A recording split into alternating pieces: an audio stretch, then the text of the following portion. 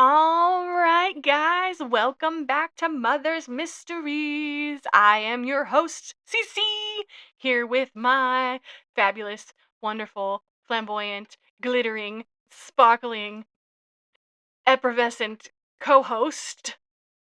I could never live up to that intro. Colleen.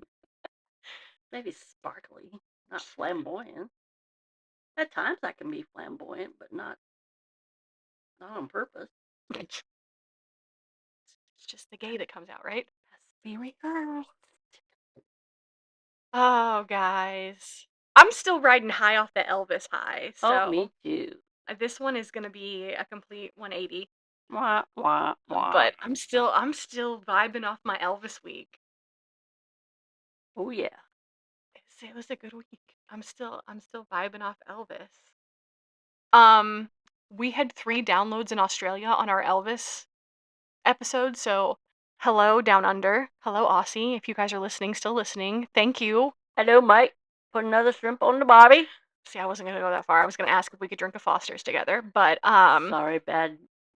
I love Australia. I told one of my friends this week he said if you had no money, or if if money was not an issue anywhere in the world, where would you go? And I'm like, probably Australia. yeah, we love you guys. I want to see the Great Barrier Reef. I want to see the Opera House. All the other stuff. Kangaroos and koala bears. I love Bluey. Yes, we love Bluey. We love Bluey. And is it Kilimanjaro? Is Kilimanjaro in Australia? No, No, it's in Africa, I think. I want to see the didgeridoos, the didgeridon'ts. I'm sorry. Bad jokes. No, but I did see we had The 3 Sydney downloads. Opera House. We had 3 downloads in Australia. So Thank if you very much. you're our listener from Australia, even if you're just one person downloading this 3 different times, thank you. Because you came up on my stuff. So thank you. We appreciate it. We do appreciate you guys. Keep going to the Facebook page and liking the Facebook page, guys. We keep growing. I'm getting steadily 3 new members every week. Let's keep it up, guys. Thank you. We're on Apple, we're on Simplecast, we're on iHeartRadio, we're on Spotify, and we have a YouTube channel, All Mother's Mystery Podcast. That's all you have to do to find us. Our beautiful black logo with our skull and stuff. Yeah, so keep following us, keep sharing us with your friends. We are steadily growing, and I love and appreciate all of you so much for that. So just keep doing what you guys are doing because you're awesome. Keep listening, keep sharing us. We love you guys. I can't express it through a microphone how much I love and appreciate you guys for helping make my dream come true. Give us some feedback. Tell us what you think. Yeah. Give us suggestions. Even if you're one of those mean people that's just like, I can't stand the sound of your voice anymore, shut up. That's fine. Just give us some stars, leave us a comment anywhere, send us an email. I keep dropping our email. You guys can happily send me an email. I will gladly read it. But yes, give us some feedback. Even if you just give me some feedback and tell me that you hate Elvis and you didn't listen to those last 2 episodes, that's cool, man. We all have our opinions. And you hate my voice and you wish your mom wasn't on the podcast. Bull, I would never do this without her. Because my husband would never sit here and do this with me. It has to be my mom. And my sisters aren't cool enough to do this with me either. And my best friend lives, well, I could do a podcast though with her. We could figure out how to mic her in, but her work schedule's crazy. My best friend lives in Florida. I could totally do a podcast with her, but it would be some of the weirdest stuff ever. Anyway, how was your week, Ma? Anything to report? It was a week. It was kind of Tuesday, Wednesday night at work was a little unsettling to me. I'm just going to leave it there. And I thought I had this situation rectified, but it started again last night. So just a little creepy, weird. So creepy, weird. I called the cops. She's got a stalker. So yeah, I wish. No, yeah. No, yeah, maybe. No. It's just I know I've worked there. It'll be 8 years in October, and it's not the safest environment to go outside. So I clean a medical facility. I'm housekeeping supervisor of a medical facility, and I have to leave the building and go like 50 yards to dump trash in a dumpster, and there's a lot of trash. And now that I've been working by myself in this building for since May, and it's just a little unsettling to go to the dumpster after dark because there's bushes, there's a wooded area behind there, there's water aspects. The dumpster isn't enclosed, so anything could be lurking. I only no, but it's just a little unsettling to me, and there was just an unsettling aspect, so I called the cops. Hey, it's my safety. I deserve to be safe, to work in a safe environment. So there Yes, you was do. that, and also got good news yesterday that I am going to get help for the first time in 3-4 months. And that help is the host of this podcast, Courtney. I'm so excited. Even if it wasn't Courtney, I'd be excited because I have help. It's just a big building, and for me to do it this long by myself, it's exhausting. Every night, I'm exhausted. I'm exhausted when I go into work because I think I'm stressed out just thinking of. But I was like, get in your mind, you're doing it by yourself. You got to do it by yourself and get it done. So I used to stress, oh, I got to get this done. I got to get this done. But I was like, it'll get done. I picked up a second job Whoop, whoop. because times is hard. Podcast ain't paying nothing right now. So thankful that She's Courtney's starting. I'm not thankful that the podcast isn't paying. Some she's not days thankful that I too. need to pick up a second job. Yeah, I am because it's going to help me. So yeah, I'm picked up a second job and I'm gonna help my out for well, probably keep it even if my hours change at work. I have nothing to report. It was a pretty boring week. Boring and normal. My kids started back to school. Everybody's doing that. Had to deal with the ex-wife a little bit the other day. She's not the brightest crayon in the box. I don't hate her. She's not the worst. But I definitely don't like to interact with her if I don't have to. It's just I feel like my IQ lowers when I talk to her sometimes. Anyway, off that subject, on to this week's podcast. I feel like we did a lot of old Hollywood, and then we did my love letter to Elvis. So this week we're going back to the tried and true, the bread and butter of Mother's Mysteries. Why I made this podcast. We're doing a true crime, guys. Dun, dun, dun, dun. Dun dun dun. Someday we do have a soundboard, but we haven't figured out.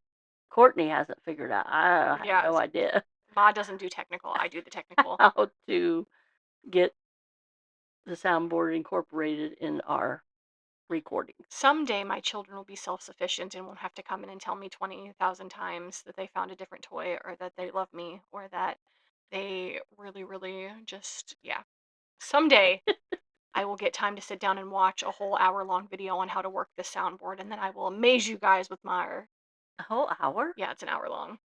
Hmm. But it's also that and how to edit at the same time. But Oh. I need that too. That would help me. Anyway, I did minimal research when I started this podcast, but I felt like I had done enough that I could start it, which I did. We did. I did do enough research to start this and then slowly did more as this went on. So it's going to get better, guys. It just, I'm a full-time mom. That's like me. I have a side note here. I have a YouTube channel, and I've got the one video. It's a terrible video. It's me looking at the camera talking about this day in history, and it's about Led Zeppelin's first recording. And I don't know what people were thinking that I was going to play the recording. That's copyright, and I don't have enough money to buy the copyright for Led Zeppelin's first concert. And I usually read the thing that I'll say the script that I was going to read. And that day I was in some kind of hurry and I stumbled over words, and it was pretty, I mean, it wasn't awful. It wasn't like, "Oh, how can you Well, some people commented on it, and it's my most viewed video. And I was like, why do people keep watching? And this very nice gentleman said when he was in college, his broadcasting professor told him to read the script 40 times. And by that way, he said, which I can see that on TV, he said, by that time when it was memorized, and I didn't want to do that either because I don't know, it's too scripted when you do that. But I said, oh, thanks for the pointers. And somebody watched it yesterday and said, WTF. And I'm like, you don't have to watch it, but thanks for the view. That just gets me closer to monetization to my YouTube channel.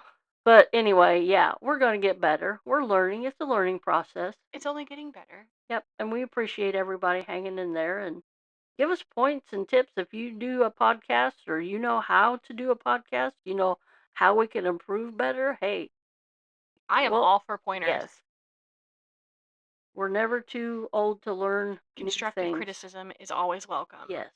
as long as it's constructive and there's a point behind it. Don't just Don't be be rude. mean. Yeah. Don't be mean and rude. I say this is on every single one of our podcasts. I made sure it was our foot runner when I set up our podcast. It says, as a human, be kind, or be kind to humans. Be kind to each other. Yeah. We all have internal struggles, every single one of us. What you say to somebody's face also internalizes that. I know some people deserve it. Believe me, I have met some dickweed people in this world. Sometimes it's not worth it. Sometimes it's better to be kind. It's always better to be kind. You don't know what somebody's going through. Yeah. Be kind. I'm not saying it's okay for people to be dicks, but kill them with kindness. Yep. I I learned have that a in a lady previous job. I have a lady I used to work with, and we started out and we did not like each other. I don't know what I did to her or what she did to me that we didn't like each other, but then I was like, I'm gonna kill her with kindness. So I started to be nice and I started to tell her how beautiful she was. And she is one of my closest friends now. She goes to our church. I videoed her getting baptized. Like, she will tag me and so she'll send me stuff all the time, be like, you're beautiful. Thank you so much. Like, we are friends now. I had a incident at a previous job. Somebody goes, "Oh, you gotta watch out for that lady." I cleaned apartments in a assisted living facility, and not a nursing home. It was just assisted living. They had their own apartments. They had a little refrigerator, microwave. They went down to the community center to eat. But anyway, she's rude and she's a bitch and blah blah blah blah. And I'm like, okay, I'm gonna go in, and I'm like, I always try not to find the good in people, but I always try to treat people like I want to be treated. And I'm like, I'm not gonna go in there rude and this is my job. I gotta clean your apartment, blah blah blah. I just went in. I was friendly. The first couple times were not awkward, but just getting to know each other. And this lady, I think we became very good friends. We talked about everything. One time she talked about when she lived in Chicago and her best friend would walk by Hugh Hefner's townhouse and he had a black chauffeur and he'd be out polishing his big long black Cadillac and I'm like, that's awesome. And then we talked about China patterns and it's just anything and everything and I'm like, oh my gosh, this lady is nothing like they described her. And my boss was very very adamant that he did not like her and he said some very rude things about her. I'm like, oh my. And like I said, and there was one time that I was angry at her and it wasn't her fault. And it was the day I didn't clean her apartment and she was very adamant that she wanted me. I'm like, oh geez. So I went down there and there was a mess and I cleaned it up and I'm like, and then I got to thinking about it. I wasn't rude to her when I was listening to her trying to explain what happened and everything and she wasn't mental or anything. She was a very nice lady. And I was thinking afterwards, I'm like, she was embarrassed by her accident that she had and she trusted me. She only wanted me to go in there and clean it up. So I'm like, that's an honor. Sorry, but and it was like Courtney said, I killed her with kindness. I was kind to her, and and I was telling the girl where I work now, and she goes, I think it's all in the way you treat people. And I go, it is. If you treat them with kindness, they're going to say, oh, why is she being kind to me? And, treat them bad, they're going Mm-mm. to treat you bad. I learned that in healthcare too. Yeah. Okay. Enough side notes. Yeah. I Sorry.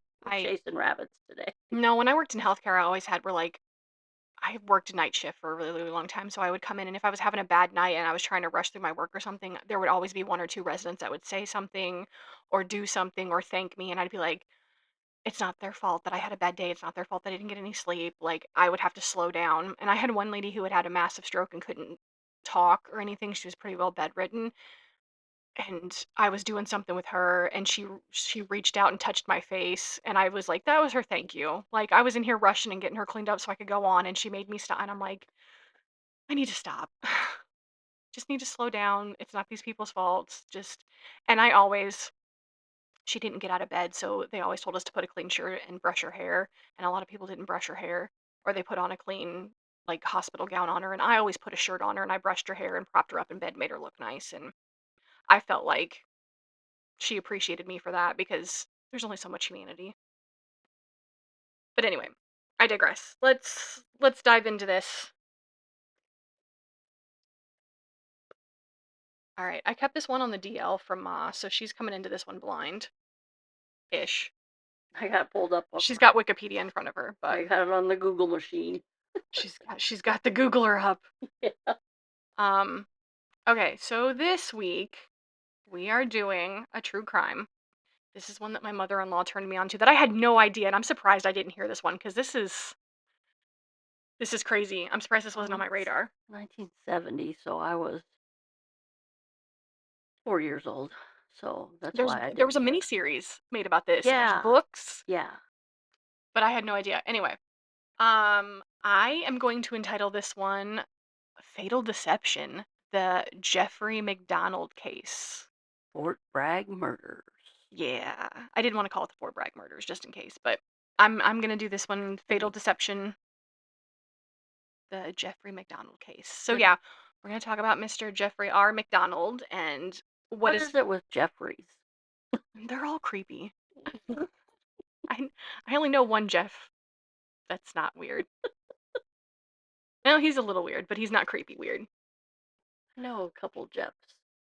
They're all strange. Anyway, um, so yeah, this is the Fort Bragg murders. They happened in the '70s, so this is a little bit older, guys, but absolutely blew my mind when I read this. So anyway, we're gonna get into this. Today's episode is dedicated to one of the most endearing, debated, and emotionally charged cases of the past half century, the Jeffrey R. MacDonald murders. A decorated Green Beret doctor, a wife and 2 young daughters brutally murdered, a bizarre story of drug-crazed hippies, and a decade of courtroom battles, appeals, and questions that still linger to this day. This is not just a story of a horrifying crime, it is a story of how truth, perception, and justice coiled in a way to leave scars on everyone that were involved. Hmm. I write a really good intro. I'm just saying. Can I read this little synopsis here? If you want, but we're gonna dig into it because I got this all broken down. And this isn't. This is from the Guardian. No. Okay, I'm just going to read a little synopsis. In 1970, Colette MacDonald and her 2 daughters were stabbed to death in a savage frenzy, setting in motion America's longest running murder trial. After decades of legal wranglers, her husband, a military doctor, remains in jail for the crime. We spoke to Errol Morris, a Oscar-winning filmmaker who has written a book about the case, which reaches some startling conclusions. I got a little thing here. It says McDonald has always English is hard. McDonald has always proclaimed his innocence of the murder, which he claims were committed by 4 intruders, 3 male and 1 female, who had entered the unlocked rear door of his apartment at Fort Bragg, North Carolina, and attacked him, his wife, and his children with instruments such as knives, clubs, and an ice pick. Uh, Prosecutors and appeal courts have pointed to very strong physical evidence uh, assigned to his guilt. He is currently incarcerated at Federal Correctional Institution, Cumberland, Maryland. The MacDonald murder case remains one of the most ignited murder cases in American criminal history. Yeah, to this day, Mr. Jeffrey MacDonald still claims that he did not harm his wife or his children that night and that four intruders came in and did this, which we will get into that more deeply. But you know how I do. I start from the beginning, so I got a little background on Mr. Jeffrey here. Jeffrey Robert MacDonald was born October 12th, 1943, in Jamaica, Queens, New York. Bright, ambitious, athletic, he seemed to embody the all American image. After graduating from Princeton, he attended medical school at Northwestern University, and it was there that he rekindled his romance with his high school sweetheart, Colette Stevenson. Poor girl. They were married in 1963 and soon welcomed two daughters, Kimberly, born in 64, and Christina, born in 67. The family projected the image of domestic stability. By the late 1960s, McDonald had joined the Army and he was stationed at Fort Bragg, North Carolina, serving as a physician with the elite Green Berets. To family, friends, and neighbors, it was the man with everything: a respected career, a beautiful family, and a promising future. But beneath the surface, tensions simmered. Accounts from friends and relatives later suggest that Colette and Jeffrey's marriage was less than perfect. Arguments over finances, his long work hours, and suspicions of infidelity added to the strain on the picture perfect exterior.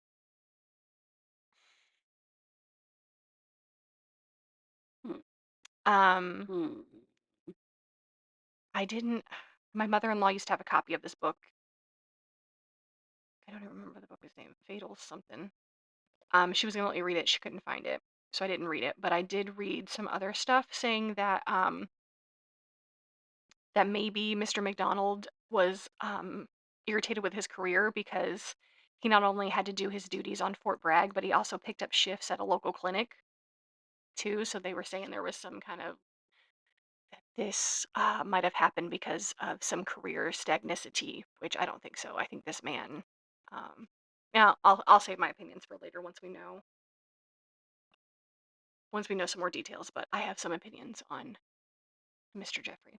All right, so now we're gonna get into the night of the murder, guys. I kept this as non-graphic as I could, so just forewarning you guys, we are about to talk about a murder. I'm going to talk some detail, but I tried to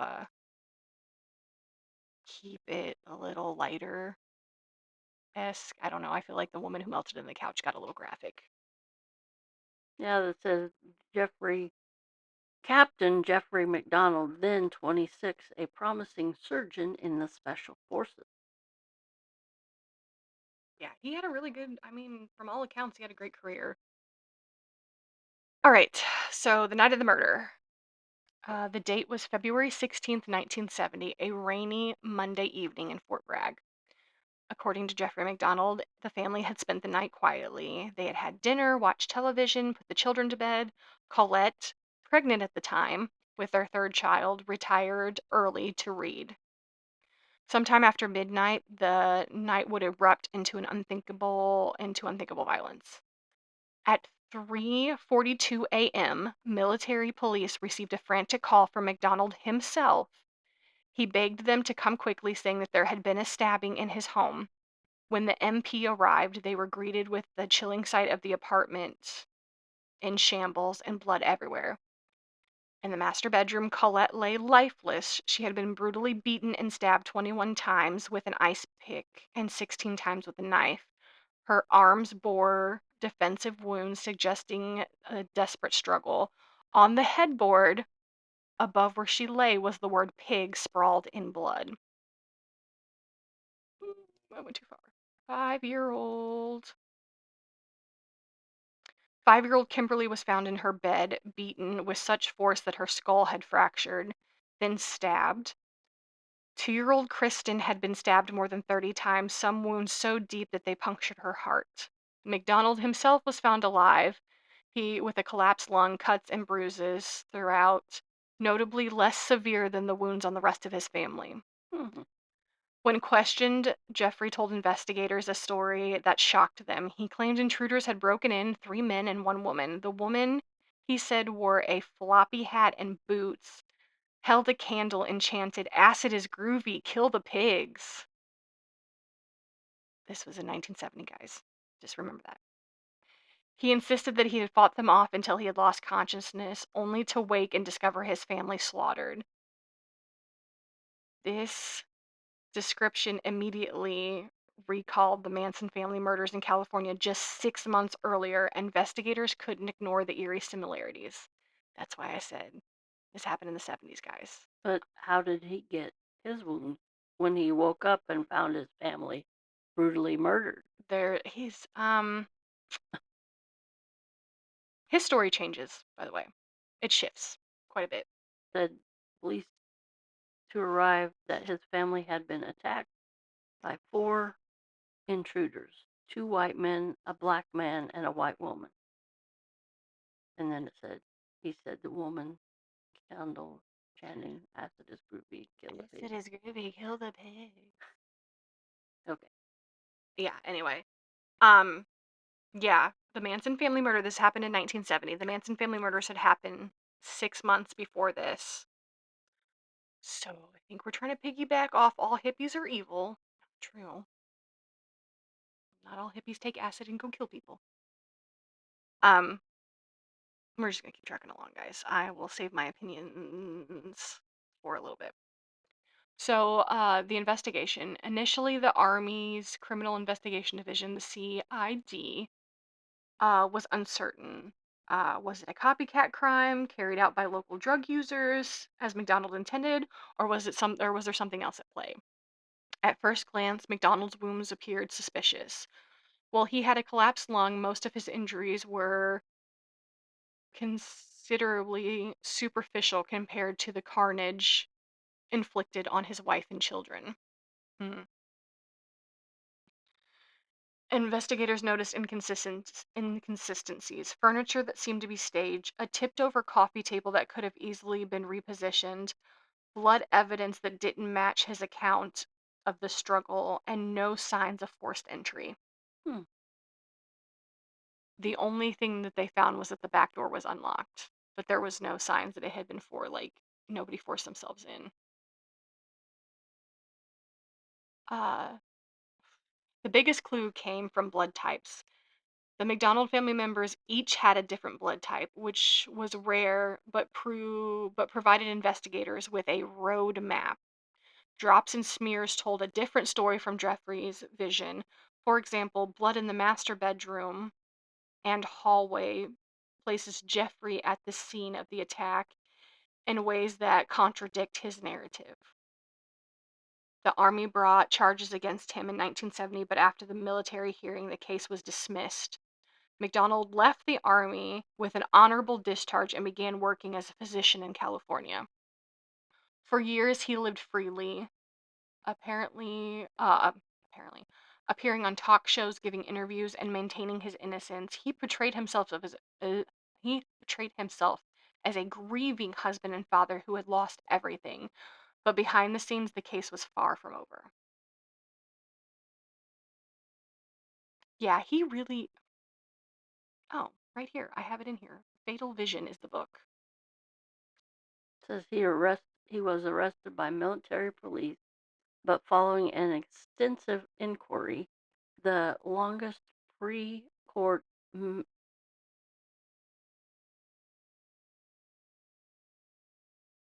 marital hearing in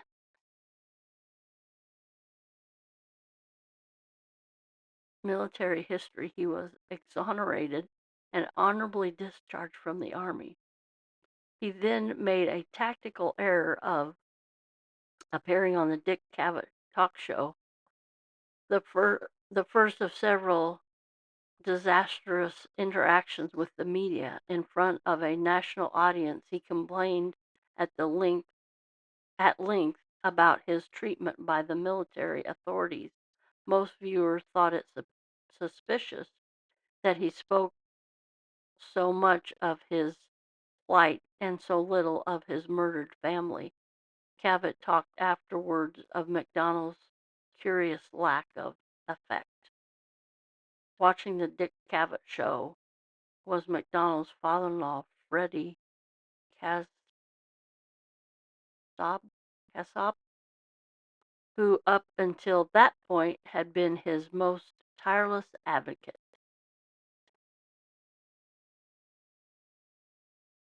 Sorry if I'm infringing on your. No, you're not. I found this forensic reconstruction thing, and I kind of want to read it, but it's a little, but I kind of want to read it because it sets it up. Okay, so we know McDonald's. Well, you know what? We'll just go back. I will read you McDonald's account.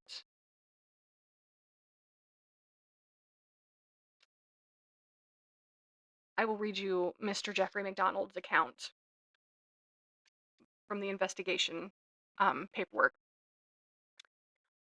Uh, Mr. Jeffrey McDonald's account of the murder before we get into the civil stuff. McDonald claims that about 2 a.m. on February 17th, he had washed the evening dinner dishes before deciding to go to bed. Although, because his younger daughter Kristen had wet his side of the bed, he had taken her to her own bed. Not wishing to wake his wife to change the sheets, he had then taken a blanket from Kristen's room and fallen asleep on the living room couch. According to McDonald, he was later awakened by Colette and Kimberly's screams. Colette shouted, "Jeff, Jeff, help! Why are they doing this to me?" As he rose from the couch to go to their aid, he was attacked by 3 male intruders, one black, 2 white men. The shorter of the 2 white men had worn lightweight, possibly surgical gloves. Suspicious. The fourth intruder he had described as a white female with long blonde hair, possibly a wig, and wearing high-heeled, knee-high boots with a wide white floppy hat partially covering her face. The individual stood nearby holding a lit candle chanting, "Acid is groovy, kill the pigs." McDonald claimed the 3 males then attacked him with a club and an ice pick, which, with the female intruder shouting, "Hit him again, hit him again." During the struggle, his pajama top was pulled off uh, and over his head to his wrist, and they had used it to bound him. Uh, kept thrusting the ice pick. Eventually, he was overcome by the assailants and knocked unconscious in the living room end of the hallway leading to the bedrooms, where when he had regained consciousness, the intruders had left the house and he had stumbled from room to room attempting mouth-to-mouth resuscitation upon each of his daughters, to no avail. Before discovering his wife, he had pulled a small hairy knife from Colette's chest, which he then tossed onto the floor, attempting to find her pulse. Then, draping his pajama jacket over her body, he had then phoned for help. That is Mr. McDonald's account. This is a military man that was subdued by 4 assailants. 3. 3 by. 1 black man and 2 white men. And one of the white men was very short, And the apparently. woman. Well, So the there's woman, 4. according to him, the woman didn't attack him. She was just egging these guys on. A military man, and they subdued him by pulling his pajama top off and eventually using him as handcuffs and then knocked him unconscious. Okay, Mr. McDonald, that's believable. I am not a military man, but I can tell you right now, if there's a struggle, I'm fighting till the bitter end, and you better come with everything, especially if my children are involved. And why? I don't have a wife. I have a husband, but yeah, if my family's involved, I'll fight till the bitter end. You better come with everything. I see holes in this case already. Yeah, so do I. Um, Big ones. but we know the military acquitted him. Uh, All right, so the forensic reconstruction, I just found this. I don't know why I just found this. But I'm going to read this to you guys because I feel like we've heard his account. So let's so this is the forensic reconstruction, and I'm gonna try to water this down because I don't know if I can fit all this in, but I'm gonna read what I can. Forensic is saying an argument or a fight between MacDonald and Colette began in the master bedroom, possibly over the issue of Christina repeatedly wetting his side of the bed while sleeping there, or his adultery. Investigator speculates that the argument turned physical, and she had probably hit him on the forehead with a hairbrush, which resulted in a mark on his forehead, which failed to break his skin. As he reeled from, oh no, as he retaliated by hitting her first with his fist and then beating her with a piece of lumber. Kimberly, this is as he retaliated by hitting her first with his fist and then beating her with a piece of lumber. Kimberly, whose blood and brain serum were This found in the doorway, may have walked in after hearing the commotion and was struck at least once on the head, possibly by accident. Believing Colette to be dead, MacDonald carried the mortally wounded Kimberly back to her bedroom. After stabbing her, MacDonald then proceeded to Kristen's room, carrying the club he had used to carrying the club he had used. Bludgeoning Kimberly, intending to dispose of the last remaining potential witness. Before he could do so, Colette, whose blood was found on Kristen's bed covers and on the wall of her room, mm, apparently regained consciousness, stumbling into the younger daughter's bedroom and threw her own blood over Kristen in a desperate effort to protect her. After killing both of them, MacDonald then wrapped Colette's body in a sheet and carried her body back to the master bedroom, leaving a smudged footprint matching her blood type as he exited Christina's bedroom. This makes sense to me. The CID investigation then theorized that MacDonald attempted to cover up the murder using the article of the Manson family murders that he had recently read in March of 1970, issued by Esquire investigation. Investigators had found in the living room. Putting on surgical gloves from his medical supply in the kitchen closet, he went to the master bedroom where he used Colette's blood to write the word pig on the headboard. MacDonald then laid his torn pajama top over her dead body and repeatedly stabbed her in the chest with the ice pick. Then discarded the weapon close to the back door of the property after wiping them clean of fingerprints. Finally, MacDonald took a scalpel blade from the supply closet, entering the adjacent bedroom, stabbed himself once in the chest while standing beside the sink before disposing of the surgical glove. Then he had used the family telephone to summon an ambulance before lying down beside Colette's body and waiting for the military police to arrive. That account that I just read is the forensic reconstruction, which I don't know about you guys, but that makes quite a bit of sense to me. mm-hmm. So, now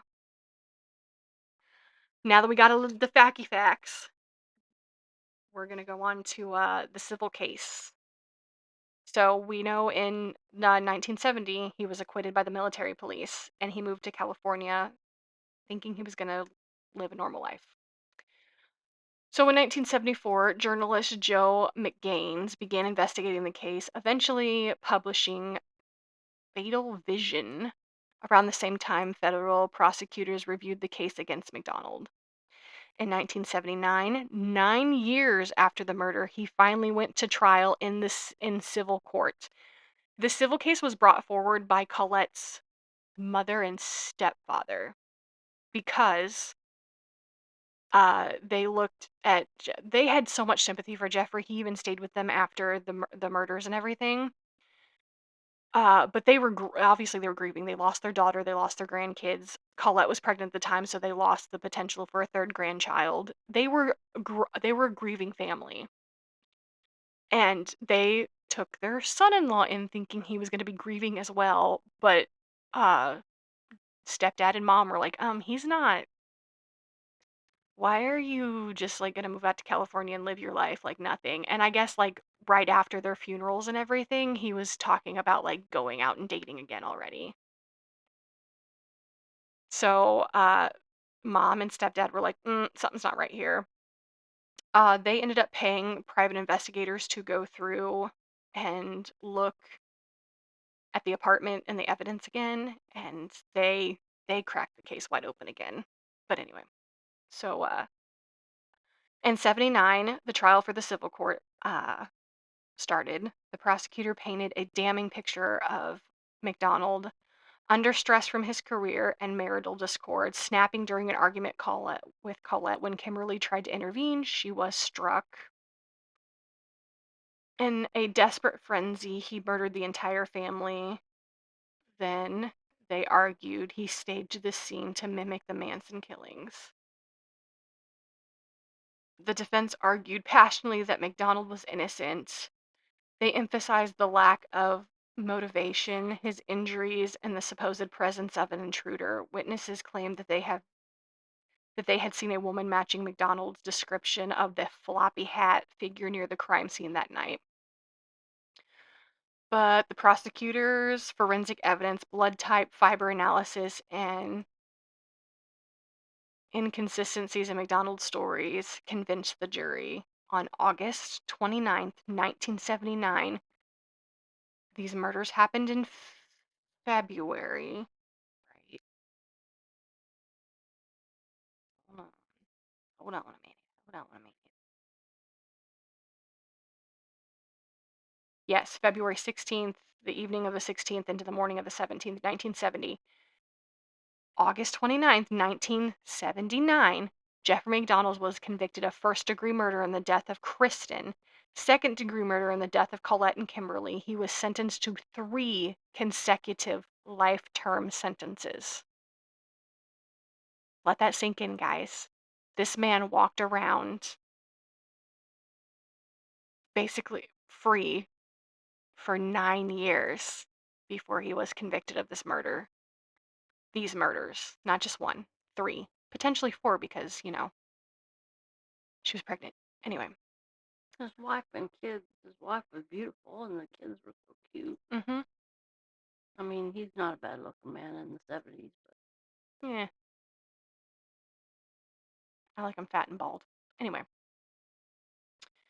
Uh so for most the story might have ended there, but for Jeffrey MacDonald it was only the beginning of a decade-long legal battle. From prison. English is hard, guys, okay? I'm sorry. From prison, he appealed relentlessly. He claimed prosecutors misconducted fraudulent evidence and insufficient counsel. He argued that new DNA testing would exonerate him. One of the strangest twists from Helena Stuckling, a troubled woman who repeatedly confessed and recanted her involvement in the murder. She matched the description of the floppy hat woman, but her credibility was shaky due to her heavy drug use. In 19 in the 1980s, Joe McGaines published Fatal Vision, portraying MacDonald as a psychopathic killer. MacDonald sued McGrines, claiming that the journalist betrayed him. The lawsuit ended in a settlement, but his book cemented the public perception of this man as guilty. Over the years, courts reviewed new evidence, DNA testing, alleged withheld statements, and witness recanting each time the judge upheld the conviction. As of today, Jeffrey MacDonald remains incarcerated, still professing his innocence. I saw so many jailhouse interviews where this man, he can't argue the forensic stuff. All he can say is, "I know what happened. I was there. I know what happened. I was," like, that's all he can say. Like, you've been proven that you're full of shit and you're still arguing that you were there and you know what happened. Yeah, you do. You were there. You do know what happened. You know what happened because you're a fucking murderer. I just um this weapon was used on Colette and Kim. It it's a brutal weapon. We had three people that were overkilled almost, and yet they leave you alive while you were laying there in the hallway. Why not give you a good blow or two from behind the head with that club and finish you off? You saw them eye to eye. They don't know that you wouldn't be able to identify them at a later date. Why did they leave you alive? Why did they leave you there alive? Investigator Franz Grobner, Grobner questioned MacDonald as a major nature of wounds inflicted, as a minor nature of wounds inflicted to himself by comparison to his wife and daughters. Yeah. Yeah, two small children who are supposedly in bed didn't see anything happen and they brutally murder them. Ice picks, bludgeoning, stabbing. I feel like maybe one of the little girls had her throat slit that I read, and it was pretty deep. So much overkill. Like, the forensics say that Kristen died from her head injuries, but then she was stabbed and everything else. And one um, ice pick and paring knife were used, and the paring knife went through to her heart, Mm-hmm. And a which, Perry knife, guys. If you know what that is, it's a very small blade, like 3 inches or less. and yeah, yeah, the intruders brutally murdered wife and kids, but left him alive. Yeah, Hmm. I drug Hmm. crazed hippies Mm-hmm. brutally murdered everyone, but somehow you got what that was the acid wearing off, and that's why you got Hmm. the. Yeah, it just none of it makes sense, guys. From his account, from the forensics that I read, that absolutely makes sense. I wholeheartedly believe that him and his wife argued. Kimberly walked in on it, and then he ended up murdering the children to cover up the fact that he had murdered his wife. It's terribly sad. I feel no sympathy for this man because obviously you were absolutely fucking unhinged to beat your wife and then turn around and kill your kids to make up for the fact that you killed your wife. You are a danger to society and you deserve to be in prison for 3 consecutive life sentences. Yes, you do. All right, anyway, I've got 2 more sections, guys. The MacDonald murder remains one of the most debated cases in American legal history. Supporters argue that the forensic evidence is misinterpreted, that Helene Stockley potential involvement was ignored, and that MacDonald's wounds prove that he couldn't have staged the crime. Bullshit, because you could stage the crime scene and then give yourself those injuries. But anyway, skeptics point to the overwhelming forensics in the trial, his inconsistency in his statements, and the improbability of the intruders committing such a tragic, chaotic crime while sparing him. The case has inspired countless books, documentaries, discussions. It is not just a story of one family's tragedy, but also the cautionary tale about justice and how it is pursued, interpreted, and remembered. I did see a documentary that was very sympathetic to him, and I was like, why? Why?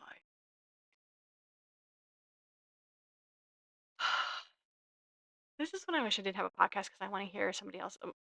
Thoughts. I need your thoughts. I was just reading here about Colette's parents. They initially believed their Son in law. stepson, the stepson-in-law's innocence. Both he and Colette's mother, Milfred, Mildred, had testified in support of MacDonald during the Army's Article 32 hearing, informing the press, "My wife and I feel very strongly about Captain MacDonald's innocence.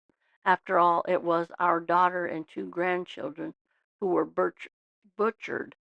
However, by November 1970, Cas-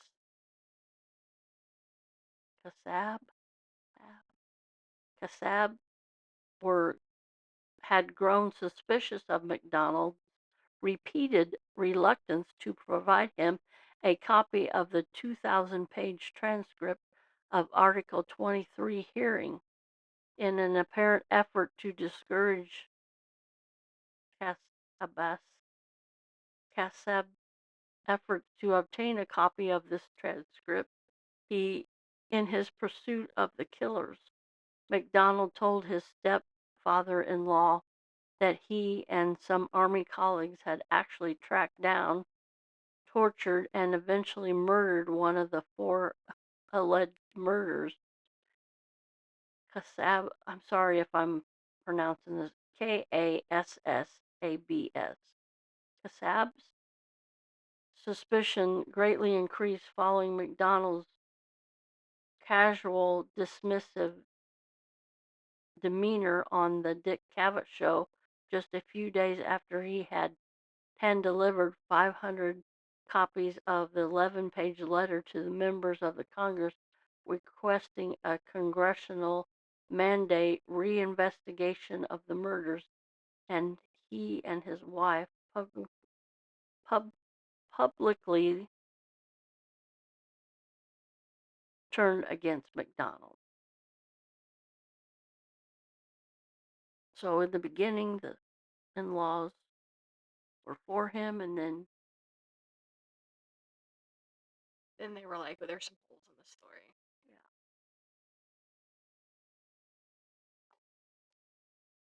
yeah. Um, in August 2002, MacDonald married a former children's drama school owner and operator named Kathy Kirch. The two first met in Baltimore decades previously, but became reacquainted in 1997 after Kirch wrote MacDonald a letter offering assistance in his legal case. The friendship gradually became romantic. Their marriage occurred while MacDonald was incarcerated at the federal prison in California. MacDonald was later transferred to Cumberland, Maryland, which is closer to his new legal state of residence, as well as to his wife. MacDonald became eligible for parole in March 1991, but he did not apply for parole at that time. MacDonald applied for parole in May of 2005. His parole request was immediately denied. His next potential parole hearing was May 2020. Seeing as it's 2025 and he's not out, I'm assuming that got denied. This article must not have been updated.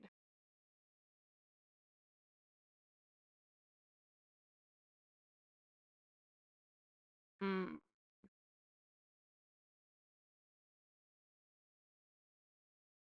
This Helene Stockel accused Georgery Michael of the murder. He died in 1982 of cirrhosis of the liver at age 31.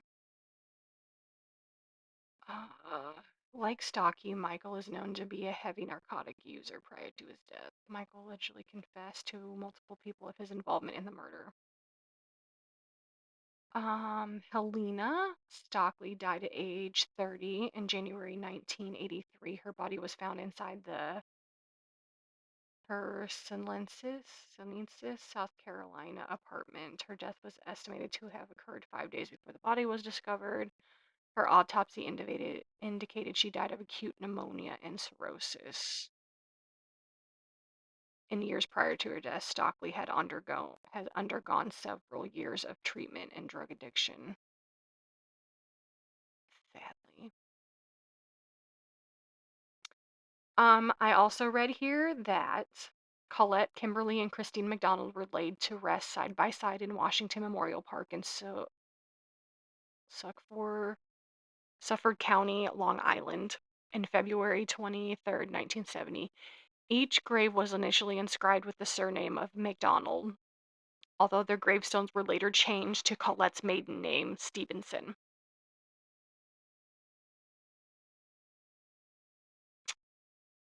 Yeah, I wouldn't want this bastard's name on my grave either. Okay. Hmm. There was a mystery. There was an episode of Unsolved Mysteries on this case. There was in 1984 there was a miniseries, Fatal Vision, based on the book by McGaines. Uh,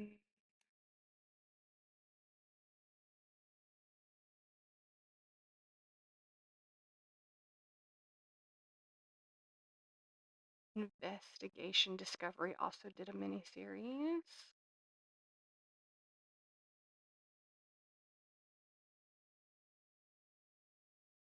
Wow. Case took 9 years. Mm-hmm. Shortly after 4 p.m. on August 29, 1979, the jury, having deliberated for 6.5 hours, announced they had reached their verdict. MacDonald was convicted of. Oh, you already read that. Sorry. Yeah, 3 counts. 1 count of first degree murder, 2 counts of second degree murder, 3 consecutive life sentences. All right, guys, I got nothing else on this. I'm gonna bring it on home. The story of Jeffrey MacDonald forces us to confront uncomfortable truths. A decorated army physician and a man sworn to save lives, accused of destroying his own family. A courtroom battle that stretched across decades, and a mystery that still divides those who study it. Whether you believe MacDonald is guilty or a victim of a grave injustice, one fact is undeniable. Colette, Kimberly, and Christine lost their lives in the most brutal way imaginable, and they deserve to be remembered beyond the debate of guilt or innocence. It's true. It's not about him. Yep. It's about this beautiful woman and her 3 children who lost their lives because of this attack, and they should be remembered. Beautiful, beautiful shining stars that never got to shine. I have a picture of him today. Yeah, I'm gonna put pictures up, at least of Oh, the family. 2021. I'm gonna put pictures of the family up. Probably nothing of the crime scene. But she's still incarcerated, right? Yep, he's still kicking. He's like 82. Yeah. 81. Well, whenever his birthday is. All right. Thank you guys for joining us on this deep dive into one of the most haunting cases in the 20th century. If you want to read a little bit more in depth, then I mean, we could go on for hours. Pick up the book Fatal Vision. It's a good read. Yeah, and just get on Wikipedia. And I know Wikipedia isn't the gospel truth, but it gives a pretty lengthy. Yeah, I pulled some stuff from Wikipedia about the investigation. I'm looking at it now, and it's pretty lengthy. I mean, you could read for. Yeah, the investigation notes and stuff are up there too, so you guys can read into those. Yeah, about investigation and testimony and trial and the Um, excerpts we read. Also, if you guys are looking to watch anything, if you go down to the media tab, you can click on any of these episodes, like the Unsolved Murder or the Investigation Discovery, or there's documentaries. You can click on those and it'll take you to where you can stream the documentary.